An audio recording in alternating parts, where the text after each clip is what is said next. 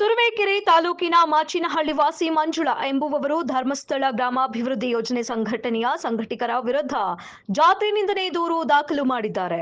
ಸುಮಾರು ಸತತ 8 ವರ್ಷಗಳಿಂದಲೂ ಮಂಜುಳಾ ಎಂಬುವವರು ಧರ್ಮಸ್ಥಳ ಕ್ಷೇಮ ಅಭಿವೃದ್ಧಿ ಸಂಘದಲ್ಲಿ ಸಾಲ ಪಡೆದು ಇಲ್ಲಿಯವರೆಗೂ ಯಾವುದೇ ಕಂತನ್ನು ಸಹ ತಪ್ಪದೆ ಸಾಲವನ್ನ ಸಮಯಕ್ಕೆ ಸರಿಯಾಗಿ ಪಾವತಿ ಮಾಡುತ್ತಾ ಬಂದಿದ್ದು, ಕೇವಲ 2 ರಿಂದ 3 ಕಂತುಗಳನ್ನು ಕಟ್ಟಿಲ್ಲ ಎಂದು ದೌರ್ಜನ್ಯ ಮಾಡಿದ್ದಾರೆ, ಜಾತಿ ನಿಂದನೆ ಮಾಡಿದ್ದಾರೆ ಎಂದು ಇದರ ಹಿನ್ನೆಲೆ ತಾಲೂಕು ಸಂಚಾಲಕರ ಕೃಷ್ಣ ಮಾದಿಗ ಹಾಗೂ ಪದಾಧಿಕಾರಿಗಳ ಉಪಸ್ಥಿತಿಯಲ್ಲಿ ಜಾತಿ ನಿಂದನೆ ಪ್ರಕರಣವನ್ನು ದಾಖಲು ಮಾಡಿದ್ದಾರೆ.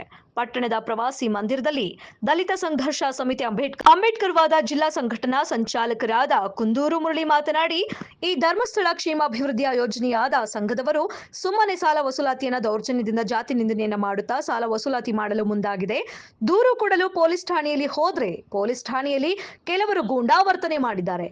ಇಂತಹವರ ವಿರುದ್ಧ ಗೂಂಡಾ ಕಾಯ್ದೆ ಅಡಿ ಪ್ರಕರಣ ದಾಖಲು ಮಾಡಿ ಗಡೀಪಾರು ಮಾಡಬೇಕು, ಇಲ್ಲವಾದ್ರೆ ಅತಿ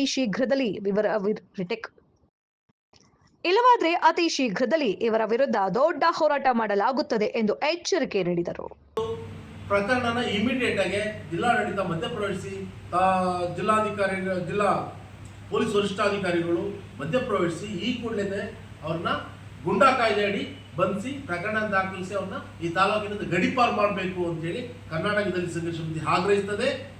ಅದೇ ರೀತಿ ಈ ಏನು ಆಗಿರ್ತಕ್ಕಂಥ ಈ ಘಟನೆನ ಏಜೆಂಟ್ಗಳಿದ್ದಾರೆ, ಇವ್ರ ಮೇಲೆ ಗುಂಡಾ ಪ್ರಕರಣ ದಾಖಲಿಸಬೇಕು, ಇವ್ರನ್ನ ಈ ತಾಲೂಕಿನಿಂದ ಗಡೀಪಾರು ಮಾಡಬೇಕು.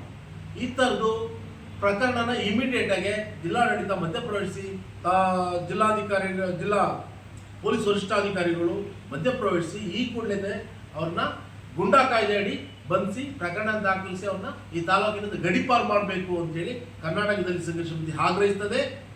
ಅದೇ ರೀತಿ ಈ ಏನು ಆಗಿರ್ತಕ್ಕಂಥ ಈ ಘಟನೆನ